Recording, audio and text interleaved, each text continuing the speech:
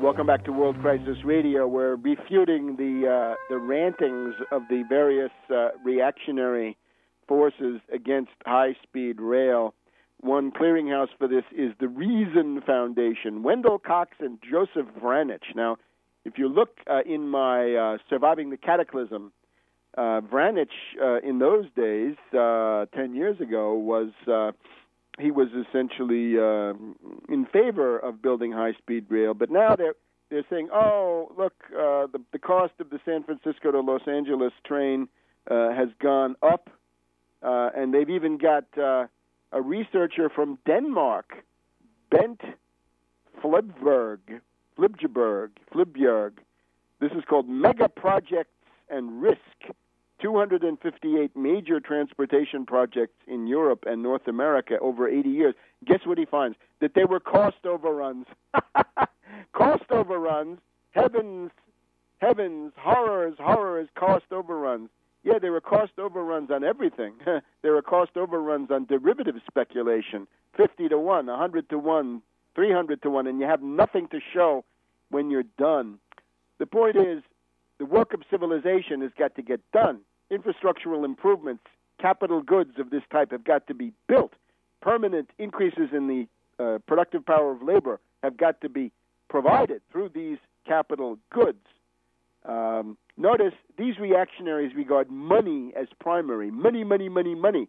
Their alienation is extreme.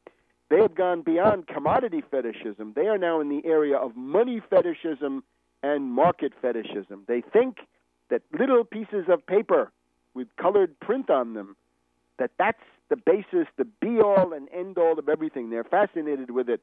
They want to have different kinds, right? They don't like fiat money. Surprise, boys, all money is fiat money. All money reflects a political decision of some human group to establish it as money. Once you go beyond barter, you're in the realm of fiat money. There's no such thing as natural money.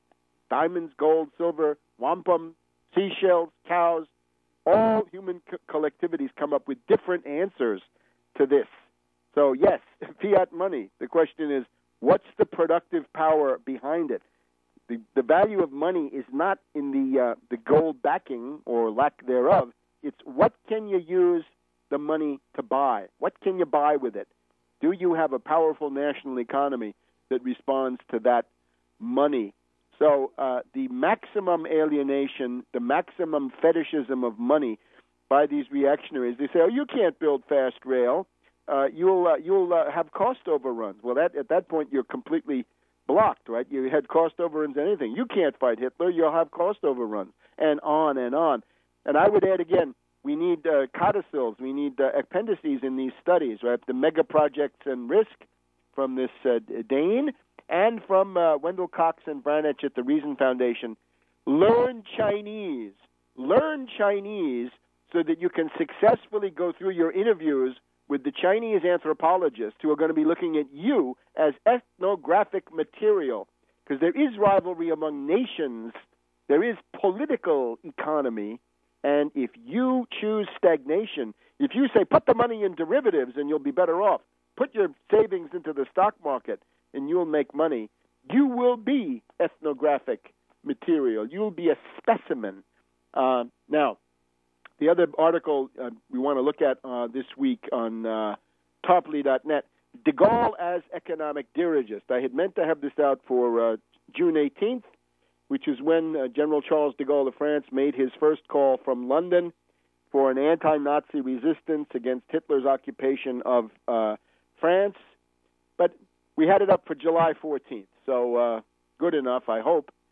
Bastille Day, the Bastille reference is complicated, but mainly it's the French National Day. So let's salute the oldest ally of the United States. Let's salute those names like Lafayette and de Grasse and Rochambeau.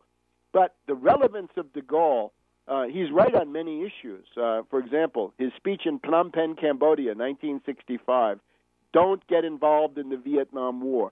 The best friendly advice, a true friend saying avoid a catastrophe for yourself. He wanted to keep the British out of the European community, which they subverted with monetarism and speculation.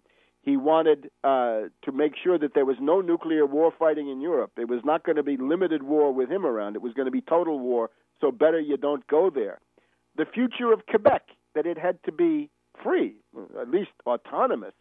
The reform of the international monetary system was unworkable, and so on and so on. All these main policy points, de Gaulle was right. The Anglo-American policy elite, with their fanaticism and their hysteria and their arrogance, were wrong. But in particular, let's look at France, right? Why does France have the best percentage of energy from nuclear power of any country in the world still today? Why do they have the best high-speed rail, despite what the Reason Foundation wants you to believe, the absolute basis for economic performance? How is it that they have had this aerospace industry, right? They had the Concorde. Unfortunately, it's not there anymore. The U.S. never got a supersonic transport, but the French had it. So that's de Gaulle, and this comes from Jean-Baptiste Colbert, finance minister of France, from 1665 to 1683. That's the father of modern dirigism. To be a dirigist, the leading dirigist in the United States, Alexander Hamilton. The United States is built on dirigism.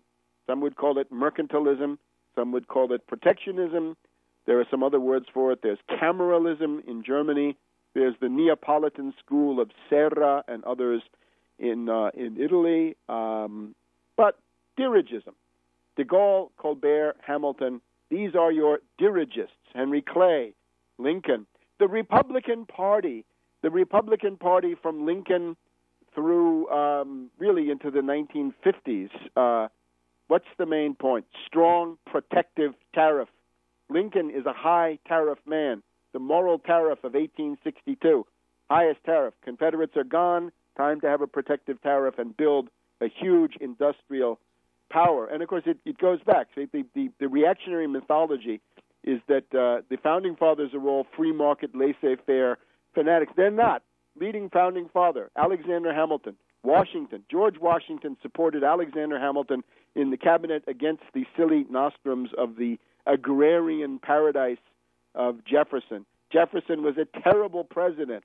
He set the United States up for a virtual catastrophe in the War of 1812.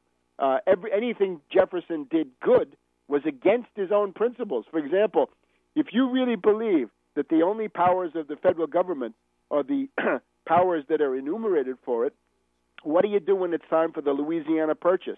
Do you want to have the Louisiana Purchase, yes or no? Somebody want to go back on it?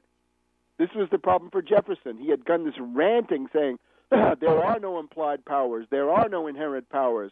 The only powers you have are the enumerated powers, and the rest of them go to the states and the people. What happens when you have the chance to buy the Louisiana Purchase? Do you do it or do you not? I guess the one saving grace of Jefferson was that he was smart enough not to believe his own stupid propaganda on what the Constitution really said, because he went ahead and did it. How about the embargo, the grab me, to cut off all commercial exchange with Europe, with anybody? Jefferson's embargo, an absolute disaster. So not a man for all seasons. Anyway, dirigism is Hamilton and de Gaulle, and that is the success story of France. Now, naturally, we have to say this with a note of sadness, because although we had July 14th this week, and we salute the contributions of France to civilization, we now have Sarkozy. Now, there's a wonderful example, a summer scandal against Sarkozy, and that is the corrupt party financing scandal that involves Madame Liliane Bettencourt, the head of L'Oréal Cosmetics. L'Oréal. It's funny, L'Oréal has a history of sponsoring bad French politicians. François Mitterrand, the president back in the 80s, had been the editor of Votre Beauté, the cosmetics magazine of L'Oréal. So it looks like Sarko is also partly owned by L'Oréal. So maybe the French will correct this terrible situation that has put a scion of the CIA Wisner household into the Élysée Palace. But in the meantime, take a look at that article and get the lowdown on de Gaulle as a dirigist. That's the successful school. That's the one that works. the one that gives you national pride, without which you cannot exist. And we'll be back next week on World Crisis Radio.